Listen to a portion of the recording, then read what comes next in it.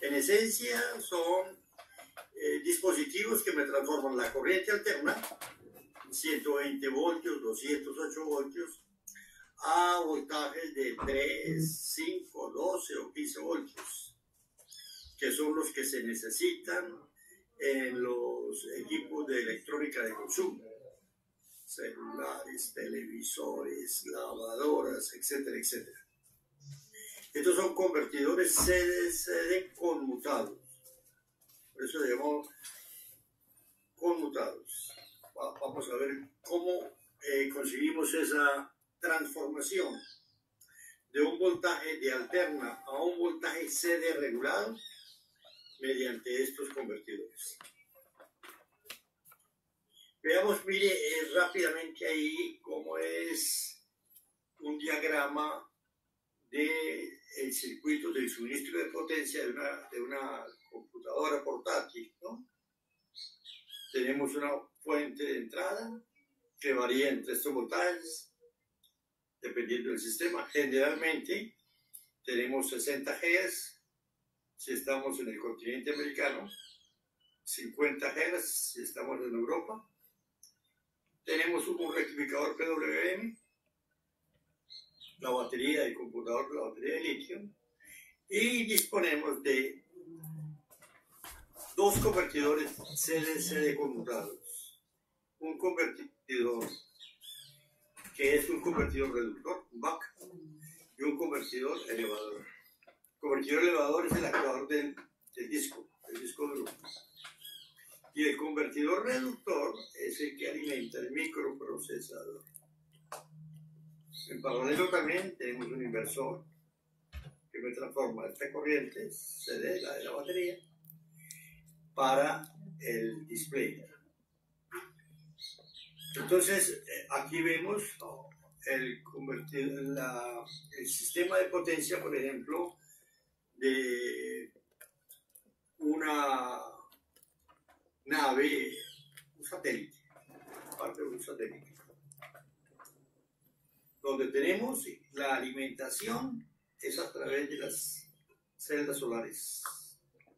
Las celdas solares me producen una salida en DC y tengo unas baterías, las cuales las controlo mediante unos cargadores, los controladores que me controlan la carga y la descarga de la batería para poderla mantener la batería dentro de ciertos niveles de voltaje y permitir que estén descargados y que cuando alcancen un valor máximo de tope no sobrecargar la batería por la consecuencia que implicaría ello acortarle la vida de la batería.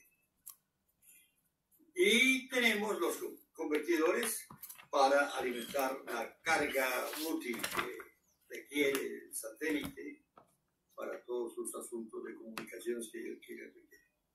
Aquí vemos un regulador shunt resistor, básicamente, que cuando la batería esté cargada, la potencia de la celda solar la podamos disipar. La podamos disipar cuando estas baterías ya tienen plena carga. Muy bien, con esos antecedentes empezamos a ver. Y es bueno siempre tener un poco de historia en este asunto. ¿Cómo surgen estas fuentes CD conmutadas? Y como todo, la necesidad. O sea, en la década de los 80, 70, 80, una parte muy importante de los equipos electrodomésticos de electrónica de consumo lo conformaba la fuente.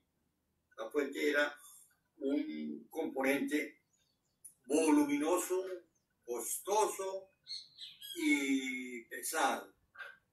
Entonces se inicia en esa década lo que es la miniaturización. Entonces comienza a pensarse cómo reducir el peso y el volumen de esa fuente. Esa fuente básicamente era una fuente que trabajaba con un transformador de 60 Hz. Un transformador con núcleo de acero de silicio. Un rectificador de onda completa. Te lo digo, rectificador diodos, ¿sí? Y aquí se tenía lo que llamaban los reguladores lineales. Entonces, entraba un voltaje aquí y el regulador lineal lo convertía en un voltaje regulado. En este regulador lineal, el corazón de ese regulador era un transistor, pero era un transistor que actuaba como un resistor. Entonces, este regulador se calentaba, hay que tener un disipador grande y era una fuente de pérdidas, lo que hacía que se disminuyera de una manera sensible la eficiencia de ese sistema. Entonces, ¿qué ocurre? Pues en la década de los 70, 80s, y fundamentalmente a raíz de la carrera espacial entre Estados Unidos y Rusia, es cuando comienza a investigarse, a adentrarse en el uso de la alta frecuencia para reducir lo que ya hemos visto en varias oportunidades de la clase, ¿no? Aquella ecuación que el voltaje es una constante por la frecuencia, por el número de espiras, por la densidad de campo, por el área seccional. Vemos que al aumentar la frecuencia podemos mantener el voltaje disminuyendo el área seccional del núcleo, lo que significa disminuyendo la geometría. Entonces, en esos momentos aparece, en esa década de los 80, una alternativa para proveer esta fuente. Y esa alternativa es a través de la fuente conmutada. ¿Sí? Hay muchos modelos de fuentes conmutadas. Eso lo vamos a ver. Y ese es el objeto de esta unidad. Aquí vemos una fuente conmutada aislada tipo forward. Básicamente, un transformador, como es para alta frecuencia, entonces ya no usamos el acero en silicio. Ya sabemos que en las altas frecuencias el núcleo necesariamente tiene que ser un núcleo de una cerámica magnética, una ferrita. Entonces, en serie, con el primario del transformador, tenemos un MOSFET. Un MOSFET conmutando a alta frecuencia, 40, 50, 60 kHz. ¿Ok? Y este transformador se alimenta, ¿de dónde se alimenta? Se alimenta de un convertidor CACD. Aquí lo vemos. Este es el convertidor CACD. Y la entrada la tenemos en 208, 120 voltios. Aquí tenemos 4 diodos, cuenta rectificador de 4 diodos. Y este sería el capacitor que deben tener todos los convertidores, ¿no? Un filtro capacitivo, un capacitor electrolítico para tratar de mantener más o menos constante el voltaje de la salida, que sería el voltaje que va a alimentar ese primario del transformador. Entonces viene y comienza a conmutar a alta frecuencia. Entonces, ¿qué te vamos a tener aquí? Una onda alterna. Una onda cuadrada. ¿Ok? Onda cuadrada. Aquí vemos que aquí nos falta algo. Aquí tenemos que analizarlo. Este es un diagrama de conexión. Vamos a obtener ese voltaje DC requerido de 5 voltios, 3 voltios, 12, 15 voltios, usando un transformador de ferrita. Pequeño volumen, el volumen es muy pequeño comparado con este para la misma potencia, pero activando la alta frecuencia. Y entonces, ¿qué ocurre? Que aquí vamos a, como trabajamos con alta frecuencia, el filtro de esa salida, que va a ser aquí básicamente un solo capacitor, va a ser mucho más pequeño. El trabajar en altas frecuencias, una de las ventajas de trabajar en alta frecuencia, es que los elementos componentes del filtro se van a reducir, son inversamente proporcionales con la frecuencia. Entonces, vemos cómo esa fuente, porque el elemento más pesado y más costoso en este transformador Ahora tenemos un transformador pequeño, bajo peso, bajo volumen, que nos va a hacer la misma función. Y le adicionamos lo único es un transistor, que no es una cuestión de, no tiene un costo muy relevante dentro del costo del sistema. La mayoría de sistemas electrónicos, de equipos de electrónica de consumo e industriales requieren de fuentes reguladas de bajo voltaje y baja potencia.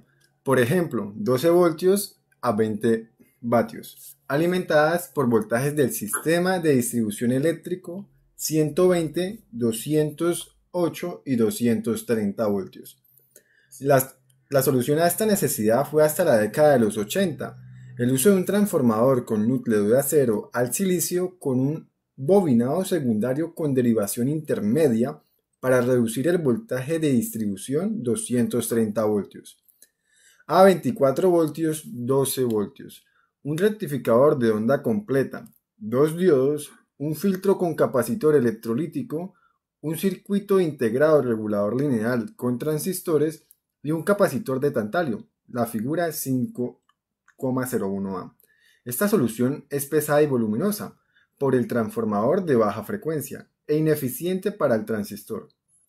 Porque es que ahí hay una diferencia, tiene que absorber la diferencia de voltajes. Esa absorción, esa diferencia de voltajes implica, con el paso de una corriente, implica una potencia. Entonces, aquí el regulador lineal está consumiendo potencia, se calienta, es una carga que diferente, pero no es una carga útil, sino es una carga para el sistema eléctrico, pero no es una carga útil. La carga útil está acá.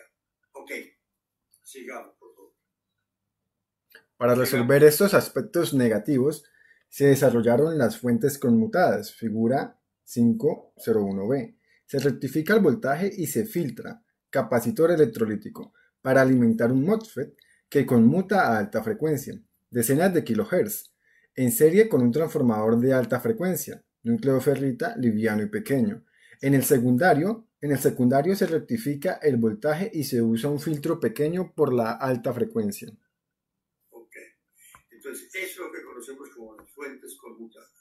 Conmutada, ¿por qué decimos? Porque funciona por un conmutador, por un interruptor. Hay un interruptor que está abriendo y cerrando el circuito. Ese es el término que se llama una fuente conmutada. Una fuente con un interruptor, que ese interruptor está implementado por un transistor. Muy bien. Entonces, aquí tenemos un diagrama de bloques del convertidor. Tenía una pregunta. ¿Le escucho? A ver. En la lámina anterior, el circuito de disparo es una tierra diferente a la de entrada, una tierra aislada, la que tiene. No, mire, aquí este es una realimentación. Una realimentación del circuito para decirle que me está censando el voltaje, para mantener el voltaje aquí constante. ¿Sí? Porque este voltaje podría estar variando. Entonces, esto que llama FB, feedback, esta es una señal de voltaje del secundario que se la estoy alimentando el circuito de disparo. Pero aquí no aparece, no se refleja ninguna tierra. No se refleja ninguna tierra. ¿Sí? ¿Sí? Lo importante de las tierras es que las tierras del circuito de control deben estar separadas de la tierra del circuito de potencia. Esa es la diferencia. ¿Sí? ¿Sí? Entonces, si aquí tenemos nuestro circuito de potencia en carga, ¿ok?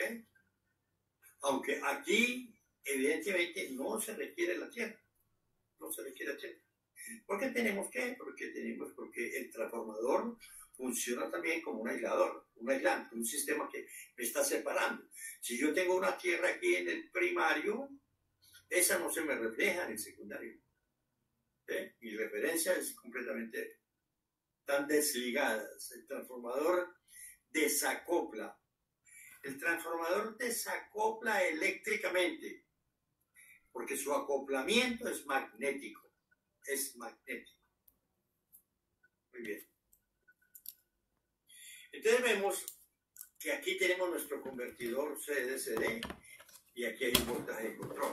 nuestro voltaje de control me dice, aquí está entrando el convertidor un voltaje CD no regulado. No regulado. ¿Qué significa no regulado? Está cambiando, está variando.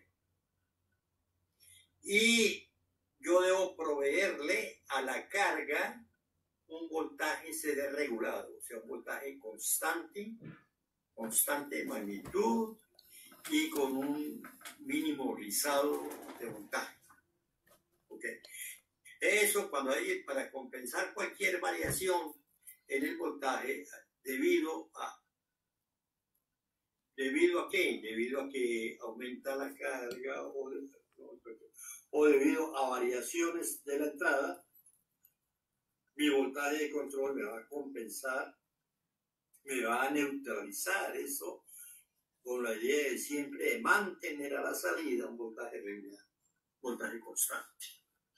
La entrada puede provenir de dos caminos, o puede provenir de una batería, directamente nos metemos con la batería, aquí pasamos directo, no requerimos de un filtro, y entramos directamente al convertidor. Entramos directamente al convertidor a través de la batería, ¿sí?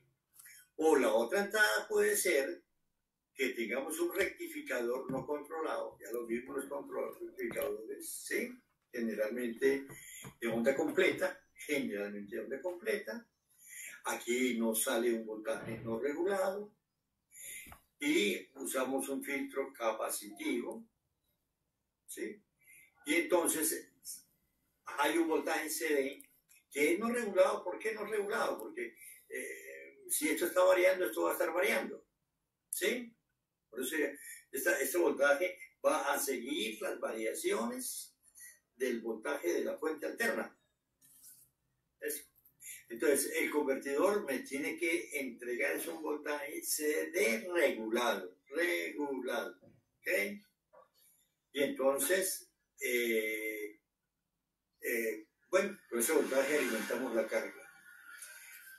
Este voltaje CD puede ser de varios tipos. Vamos a ver, pueden ser directos o indirectos. Y eso es lo que vamos a estudiar en esta unidad. Los convertidores CD-CD se utilizan en las fuentes conmutadas de alta frecuencia, convertidores aislados. Y para alimentar motores CD, convertidores no aislados. La figura 5.02 muestra un diagrama del convertidor no aislado. El voltaje alterno se rectifica y se reduce el rizado mediante un filtro capacitivo, el cual también reduce la impedancia interna de la fuente, o se utiliza una batería. Un momentico, cuando hablamos de convertidores aislados y no aislados, es en un convertidor no aislado no interviene un transformador. De hecho, vemos que aquí en ninguna parte aparece un transformador. Por estos son convertidores no aislados. En otros, donde interviene un transformador, entonces son convertidores aislados. Vamos a ver después los criterios bajo los cuales se usa un tipo o el otro tipo. Seguimos. Se estudiará en régimen permanente. El convertidor regula contra el voltaje y lo transforma al nivel deseado. Se estudiará en régimen permanente y en condiciones ideales. Se ignoran las pérdidas, se asume nula la impedancia de la fuente y el efecto de los filtros es ideal. Esto es supremamente importante, porque este es el presupuesto teórico con el cual vamos a estudiar estos convertidores. El presupuesto teórico es: ignoramos las pérdidas, se asume nula la impedancia de la fuente y el efecto de los filtros es ideal. Esos tres aspectos, son el fundamento teórico. O sea, todos nuestros circuitos van a asumir esa condición, que no tenemos pérdidas. Después veremos cuando vamos a hablar del diseño de los convertidores CD-CD, tenemos que incorporar estos. Pero inicialmente, para el estudio teórico, para poder comprender la conceptualización del convertidor, asumimos los modelos ideales, ¿sí? no pérdidas, impedancia de entrada de la fuente es cero y el efecto de los filtros es ideal. ¿Qué significa un efecto de un filtro ideal? Un filtro ideal significa que si el inductor es ideal, significa que el inductor es un circuito abierto para alta frecuencia y es un corto para baja frecuencia. En el caso de capacitores, a la inversa, la analogía, inductancia y capacitancia tienen una relación inversa. En el caso del capacitor, en baja frecuencia, es un circuito abierto y en alta frecuencia es un cortocircuito. Es importantísimo, importante que ustedes memoricen eso. ¿Cómo es el comportamiento ideal del capacitor y del inductor en alta frecuencia y en baja frecuencia? Ese modelamiento, ese comportamiento, ustedes tienen que incorporarlo en su memoria de largo plazo, porque es un aspecto relevante en el momento de estar razonando, de estar interpretando, de estar explicando el comportamiento de un circuito. Entonces, no se les olvide. Seguimos entonces. Entonces se estudiarán en régimen permanente y en condiciones ideales los siguientes convertidores no aislados: convertidor reductor, BAC, convertidor elevador, BUS, convertidor BUS, convertidor tipo puente. El convertidor reductor y el elevador se clasifican como convertidores directos y el BAC-BUS indirecto. Ok, muy bien. Entonces, esta es ya el antecedente y entonces vamos a empezar a estudiar el comportamiento de estos circuitos. ¿Alguna duda o alguna pregunta en relación a este tema en lo que se ha leído aquí en esta diapositiva? ¿Preguntas, por favor? Profe, en el caso del filtro capacitivo, ¿viene siendo como el filtro Snubber el capacitor Snubber que se utilizaba anteriormente, o este viene como viene siendo? No. O sea, el capacitor es un elemento y tiene el comportamiento que recién lo dijimos, ¿no? El problema es que en el Snubber tiene un propósito y en aquí como filtro tiene otro propósito. ¿Cuál es el propósito como filtro? Acomodar o adaptar la forma de onda de salida a la requerida por la carga a una forma de onda que me está entregando el convertidor. ¿Sí? El filtro lo que hace es acomodar una forma de onda. ¿Sí? Cuando un capacitor actúa como filtro, cuando un capacitor y un inductor actúan como filtro, la función es acomodar la forma de onda. En el Snubber no, en el Snubber lo que tenía la función era de limitar sobrevoltajes y de reducir las pérdidas de potencia por conmutación en el transistor. Son propósitos completamente diferentes. Muy bien. Hablamos entonces de la celda canónica de conmutación. Canónica quiere decir una celda de referencia, la celda básica, vamos a llamarla la celda básica, la celda de referencia de los conmutadores CD-CD. Es la celda básica. ¿Qué tenemos acá? Vemos en ese circuito que tenemos una entrada B1 y una salida B2. ¿Qué asumimos? Que B1, ¿de dónde viene? Pues de una batería, ¿cierto? De una batería. O una fuente de voltaje. Entonces, aquí asumimos que este voltaje es constante. Que me están entregando un voltaje constante a la entrada. Y que queremos tener a la salida otro voltaje constante, pero de diferente valor. O sea, que en cierto modo esta celda canónica se está comportando como una especie de... La función que hace el transformador en corriente alterna, ¿qué es lo que hace una de las funciones de un transformador en corriente alterna? Es cambiar. Significa elevar o reducir los niveles de voltaje. Entonces, hay una función similar, o sea, que uno puede pensar en una analogía entre el convertidor CD-CD y el transformador. Lo que hace el transformador en cuanto al cambio de voltaje en corriente alterna, lo hace el convertidor CD-CD, pero en corriente continua, corriente directa. Vemos lo siguiente, que esta celda tiene dos interruptores, S1 y S2. Y de entrada vemos que estos dos no pueden operar simultáneamente, porque si cerramos S1, a ver si es que se me pierde, S1 y S2 no pueden estar cerrados porque haríamos un cortocircuito, ¿cierto? Si cerramos S1 y cerramos S2, hacemos un cortocircuito. Total, que S1 y S2 son interruptores complementarios. ¿Qué significa esto? Que cuando S1 está cerrado, S2 está abierto. ¿Sí? Que la relación de trabajo, que ya sabemos el concepto de la relación de trabajo de un interruptor. La relación de trabajo me indica cuál es el porcentaje del tiempo del periodo de conmutación que está cerrado. Que la relación de trabajo de S1 más la relación de trabajo de S2 es igual a 1. Esa es una condición matemática de la complementariedad de circuitos. Dicho de otra manera, o está 1 o está 2.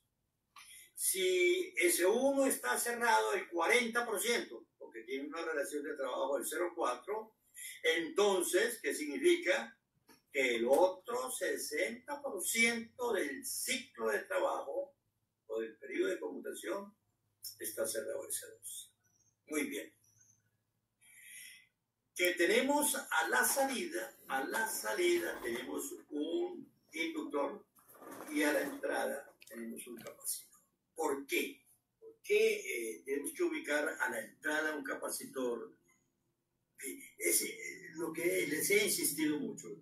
La comprensión crítica, la lectura crítica de cualquier tema significa no tanto el qué. Ahí lo que tenemos, sí, lo tenemos ahí y lo ubicamos a la salida. Es el por qué, Cuando yo estoy en capacidad de darle respuesta a esa pregunta, yo estoy avanzando en el ejercicio de la lectura crítica. Entonces, miremos lo siguiente. Observemos qué nos entregan en uno, un voltaje constante. Y entonces la pregunta es, este interruptor abre y cierra. Cuando abre, lógicamente la corriente será 0. Estamos asumiendo interruptores ideales, ¿cierto? Entonces, en un momento dado, la corriente... En un momento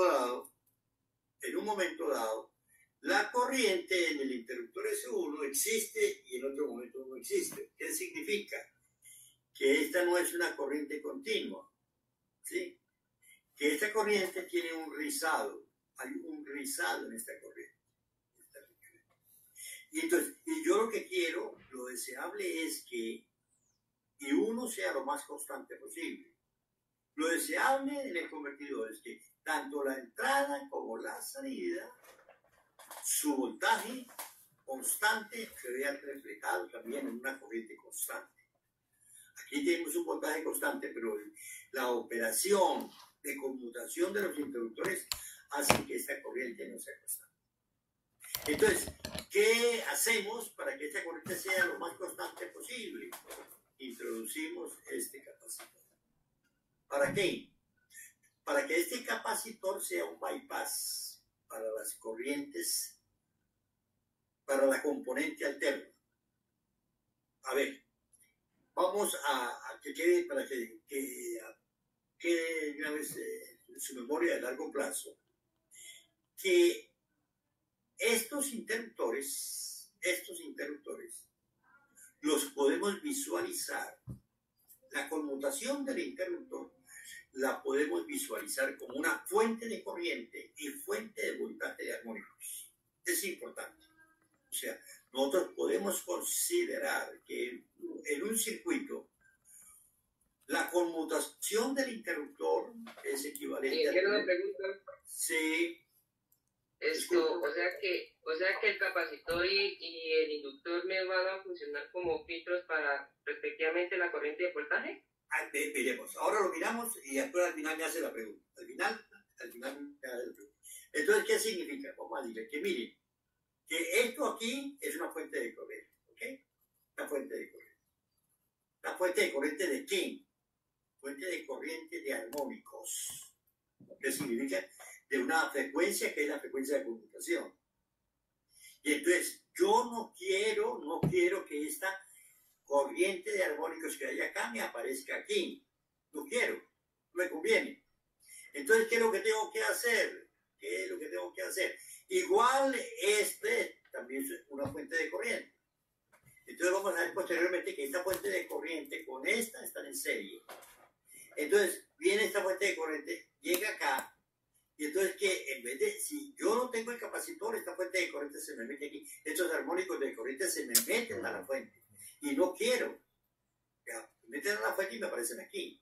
Entonces, ¿qué es lo que coloco? Coloco este capacitor que sea un bypass para que esos armónicos de corriente lleguen y transiten por el capacitor. El capacitor sea un camino fácil.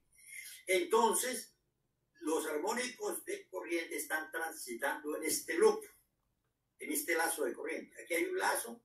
Entonces, los armónicos de corriente están atrapados en este lazo y no van a aparecer ni en la entrada ni van a aparecer en la salida. Entonces, esa sería la función de ese capacitor.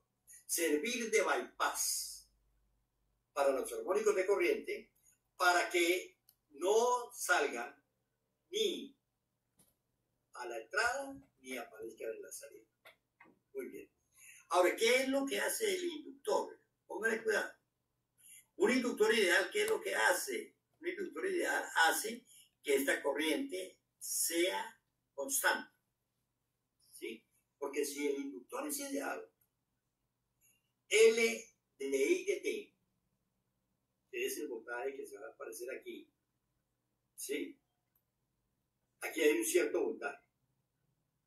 Ese voltaje es un L de I de T. Si L es grande, ¿qué significa? Que el de I de T es muy pequeño, significando entonces que la variación de la corriente es mínima. Y entonces podemos decir, no, este inductor me garantiza que esta corriente sea constante. O sea, que esa corriente no sea una corriente directa, sino una corriente continua. Entonces, esa es una de las funciones del inductor. Hacer que la corriente en la salida sea constante. Pero además hay otro, que es el siguiente.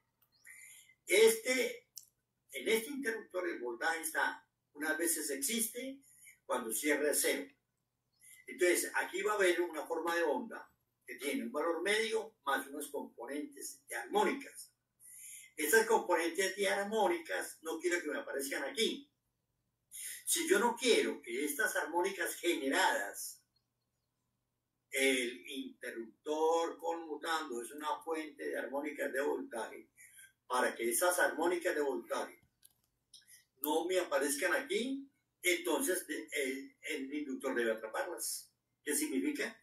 Que el inductor debe ser un bloqueo a esas armónicas de voltaje. ¿Qué significa? Que las armónicas de voltaje van a aparecer a los terminales del inductor y no aparecen en los terminales de la carga.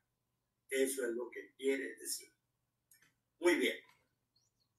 Ahora, este circuito que vemos acá, el circuito de A, es el mismo que este.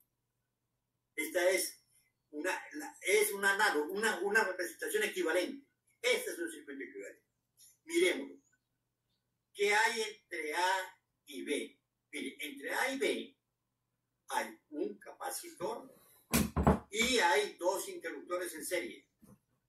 ¿Qué es lo que hay aquí? Entre A y B tenemos el capacitor, que es este, y entonces entre A y B, recordemos, uno está cerrado o el otro está abierto. Aquí en este circuito hemos sustituido los dos interruptores unipolares, dos, por un solo interruptor bipolar. ¿Está aquí o está aquí? Pero entre A y B, por el lado de los interruptores, nunca hay posibilidad de conexión, porque uno está abierto, otro está cerrado. Entonces, ¿qué significa? El interruptor está conectando a X con Y A con B, no hay conexión. O está conectando a X con Z y tampoco hay conexión. Entonces, entre A y B, estos dos circuitos representan lo mismo. Veamos qué hay entre A y C. Entre A y C está un interruptor y el inductor. Veámoslo aquí. Entre A y C hay un interruptor y el inductor. O sea, que este circuito es una representación equivalente de la topología de la celda canónica. En la topología del circuito de la figura 5.03a se asume que el voltaje de entrada B1 es constante, pero la corriente I1 posee rizo. Ya está claro, está claro de por qué I1 tiene rizo. ¿Estamos de acuerdo? Sí, señor. Por la conmutación del interruptor. Sigamos. Debido a la conmutación de C1, Okay. de manera análoga se asume que la corriente de salida es constante, I2 igual a I2, pero el voltaje de salida B2 sí posee rizo. Para que la corriente de entrada y el voltaje de salida disminuyan el rizo, se debe insertar pasabajos en la entrada con capacitor y en la salida con inductor del circuito. O sea, que el inductor, atención, para baja frecuencia es un corto. Entonces, ¿qué significa? Que el voltaje CD que existe aquí pasa, porque es todo un corto. Pero para las altas frecuencias que se generan aquí, esto es un circuito abierto. Y en el caso del capacitor, que para las altas frecuencias, esto es un corto. Pero para las bajas frecuencias, esto es un circuito abierto. Eso es lo que pasa. Digamos. El flujo de energía puede ser en cualquier dirección, de 1 a 2 o viceversa, dependiendo de cómo se controlan los interruptores. La figura 5.03a es idéntica a la 5.03b, la celda canónica, con la diferencia que se sustituyen los interruptores S1 y S2 por un interruptor de un polo y doble tiro. Las dos posibles maneras como se interconectan las tres terminales de la celda canónica dan origen a las dos topologías básicas de los convertidores CD directo e indirecta. Ok. Entonces, aquí tenemos, en la celda canónica tenemos tres terminales. Tenemos dos posibilidades de conexión. La entrada, una de las entradas es por A. ¿Sí? Pero el terminal común a entrada y salida puede ser o el B o el C. Cuando el terminal común es B, sería este caso, que B es un terminal asociado a la entrada y el mismo terminal asociado a la salida, entonces tenemos lo que se conoce como los convertidores directos. Cuando el común a la entrada y a la salida es el terminal C, tenemos lo que se conoce como los convertidores indirectos. Muy bien.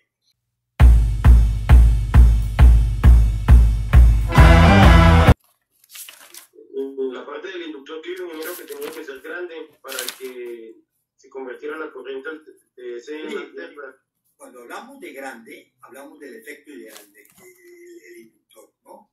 Dice, cuando nosotros decimos el inductor L,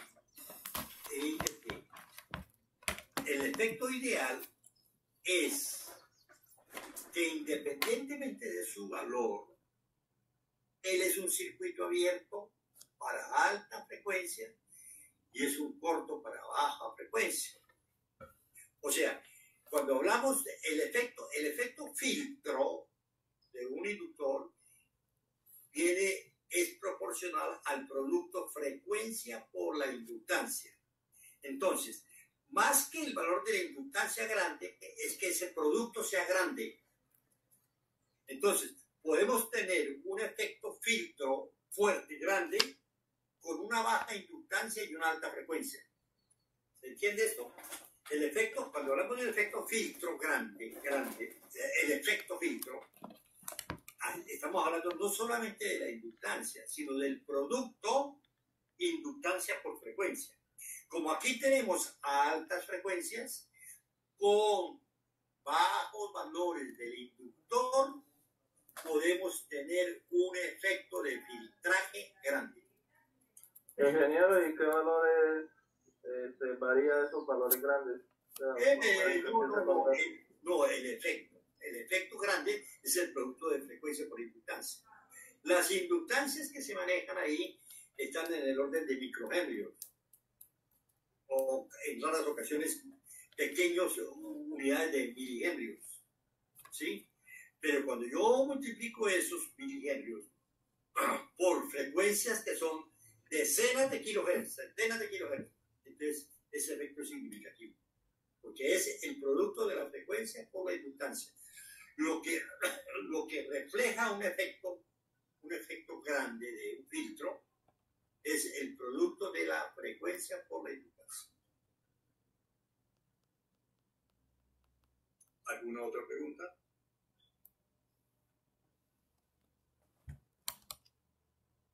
¿Alguna otra pregunta? Ingeniero, o sea que los parámetros para tener en cuenta la tensión de la inductancia y el capacitor son, uno es la frecuencia y el otro es el voltaje y la corriente de entrada. No, porque es que lo que nos interesa a nosotros, lógicamente, el inductor tiene que tener como característica nominal la corriente de la carga, porque está en serie con la carga. ¿Ok? En serie con la carga. Y el capacitor tiene que tener como parámetro el voltaje nominal de la entrada. Porque recuerden que el capacitor y el inductor tienen un apellido y un nombre. El nombre de la capacitancia y el apellido es el voltaje, en el caso del capacitor. En el caso del inductor, el nombre es el valor en microhenrios o en milihenrios del inductor, y el apellido sería la corriente que debe transportar el inductor. ¿Alguna otra pregunta?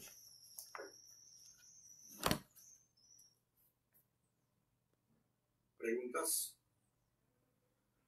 Bueno, muy bien. Si no hay preguntas... Profe, yo tengo como una duda, no sé si estoy equivocado. Es que en electrónica potencia 1, cuando nosotros trabajamos la topología, por ejemplo, en la parte A, uno colocaba en ese paso a veces un diodo de rueda libre para evitar lo que usted decía, lo de los armónicos. ¿También se puede, por ejemplo, en este caso o no? El diodo de rueda libre tiene otra función. Recordemos que el diodo de rueda libre lo que te garantiza es que haya una continuidad de la corriente para que la corriente no desaparezca súbitamente y entonces no aparezca un sobrevoltaje. Eso ocurre, pero eso está en la carga. Fíjense que aquí no estamos analizando la carga. La carga está aquí. Sí, claro. ¿Sí? Lógicamente que en esta carga, nosotros tenemos que poner el diodo de rueda libre. Pero aquí en ninguna parte aparece la carga. ¿Sí me entienden? Sí. Y como tampoco aparece la fuente. No aparece ni el circuito equivalente de la fuente que estaría aquí, ni el circuito equivalente de la carga que estaría acá. El diodo de rueda libre está asociado con la carga. ¿Ok?